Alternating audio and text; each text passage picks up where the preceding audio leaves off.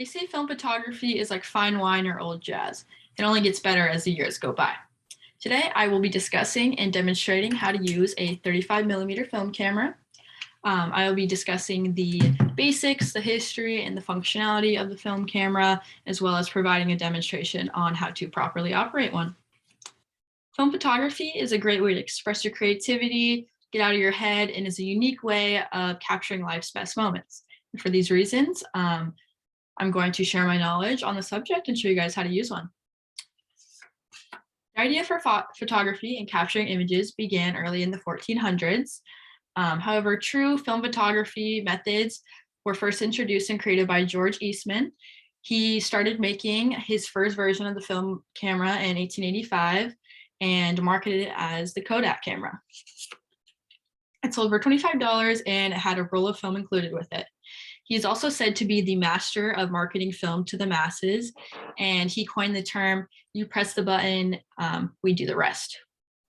After the development of motion pictures and movies commonly made using 35mm film, the more sophisticated SLR camera, single lens reflex camera, soon became the most popular and commonly used camera for decades to come.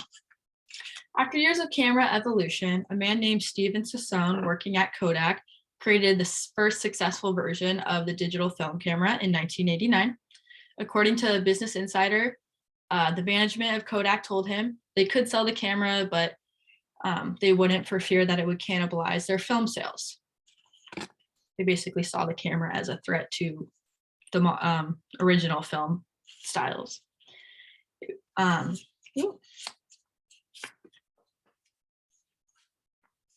As time went on and digital cameras in the 1980s and 1990s progressed into the DSLR cameras of the 2000s and today.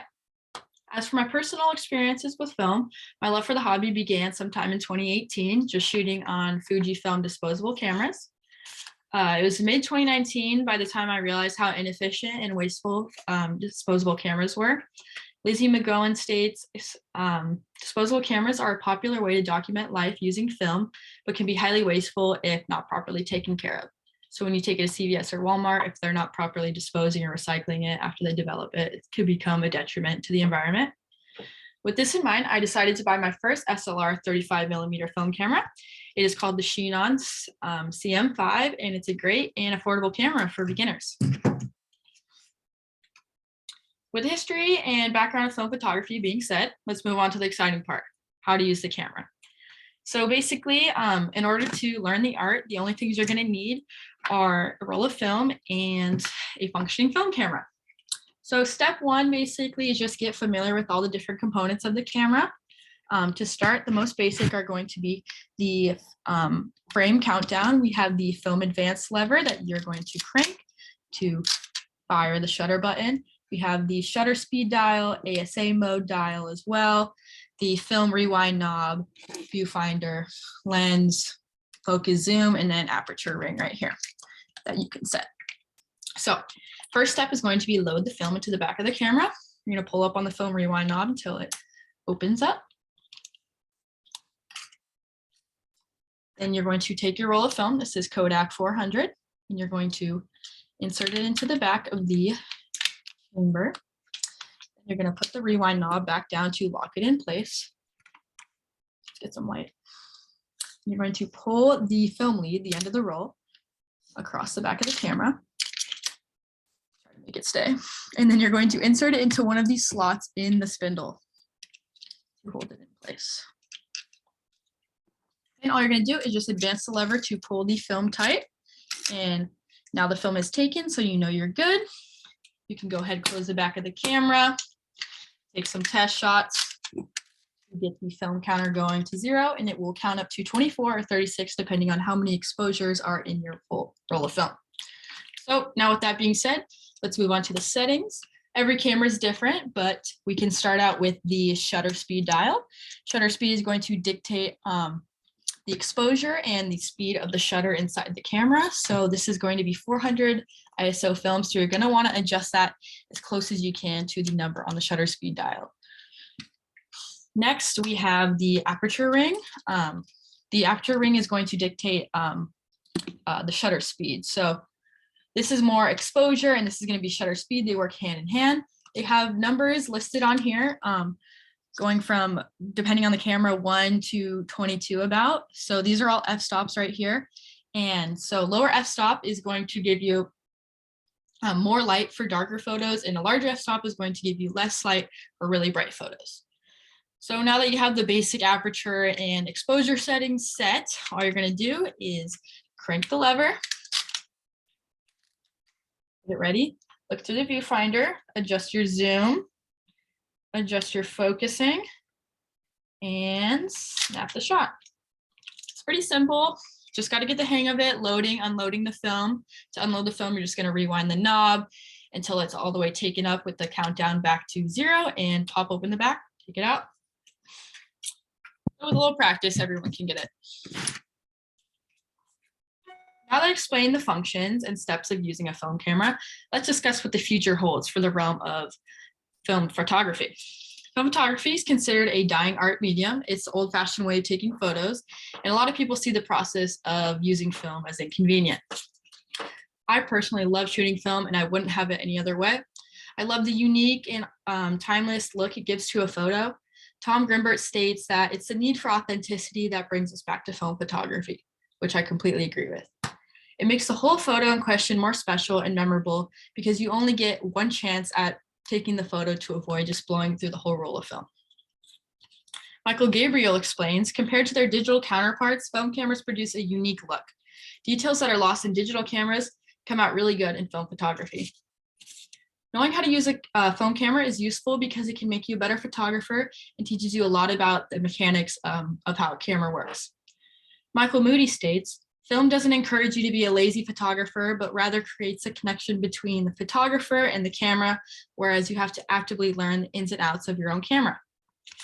Basically saying it's a lot harder than just pressing the button on your iPhone camera. All right, as I said before, film photography is considered a dying art form, so the future can look a bit uncertain. However, in the last few years, film photography has become increasingly popular with the rise in popularity for vintage culture and styles. So film industry is definitely taking off due to that. Amelia states the photographic film market is growing and it's shifting to a more dynamic and future, and new brands emerge along with film stocks to replace the dead stocks.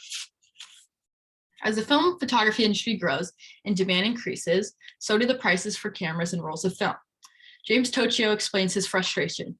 In 2014, a roll of Kodak Portra 400 costed him $6.99, whereas today that same roll costs him $12.49. An increase in demand paired with a global pandemic and supply shortages have taken a real toll on a lot of film photographers' desires to keep shooting.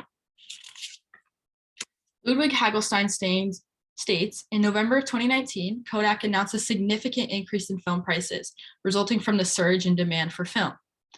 A couple months later, or a year later, in November of 2020, a second price increase of 15 to 20% was announced to distributors, furthering the frustration. With these recurring price increases, many photographers have begun questioning the morals of the commercial film industry and its top manufacturers. Some speculate that the manufacturers are cashing in on the rebirth of film popularity among younger generations. So today, we have discussed film photography. We went over the basics of this art, its history, my experiences with it, the steps to using one, what the future holds for this unique medium. Joy Asto mentions the continued availability and accessibility of film stocks today simply means that we have more options to expand our creativity by embracing alternative mediums, imperfect as they may be, and dated. Film photography is an art that allows you to express yourself, your vision, and your creativity. You capture moments and sceneries that you find beautiful, and you turn them into a work of art. Everything that goes into it makes the whole experience way more enriching and intriguing than just taking a photo on a digital camera or on your iPhone.